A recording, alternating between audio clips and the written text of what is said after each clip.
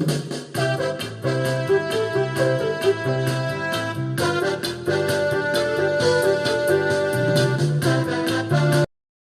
मुलांनो, तुमच्या आवडत्या संजय सरांच्या गोष्टींच्या शाळेत तुमचं मनपूर्वक स्वागत. मुलांनो, आज आपण ऐकणार आहोत एक सुंदर, प्रेरणादायी आणि विचार करायला लावणारी सुंदर गोष्ट. चला तर मग कान देऊन ऐका आजची सुंदर गोष्ट. गोष्टीचं नाव आहे रागावर विजय. मुलांनो, इयत्ता 7वीतील संतोष आणि सागर हे खूप चांगले मित्र होते. एके दिवशी खेळताना सागरच्या हातून संतोषचं आवडतं पेन तुटलं. संतोषला खूप राग आला. त्याने सागरशी बोलणं बंद केलं.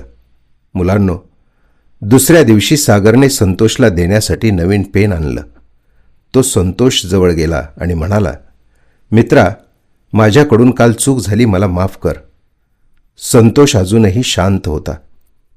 त्याने सागरने आणलेल्या पेनाकडे साधं डुंकूनही पाहिलं नाही. मुलांनो, हे दृश्य वर्ग शिक्षकाने पाहिलं. त्या दोघांनाही वर्ग शिक्षक शाळेच्या बागेत घेऊन गेले. त्या दोघांना त्यांनी 2 फुगे दिले. एका फुग्यावर लिहिलं होतं राग आणि दुसऱ्या फुग्यावर लिहिलं होतं माफी.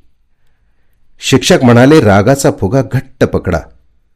थोड्या वेळाने दोघांचेही हात दुखू लागले.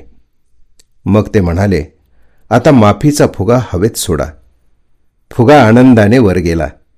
शिक्षक हसून म्हणाले, मुलांनो, राग धरला की मन जड होतं आणि माफ केलं की मन हलकं होतं. संतोषने सागरकडे पाहिलं. तो हसला आणि म्हणाला, मित्रा, मी तुला माफ केलं. दोघांनी एकमेकांना घट्ट मिठी मारली.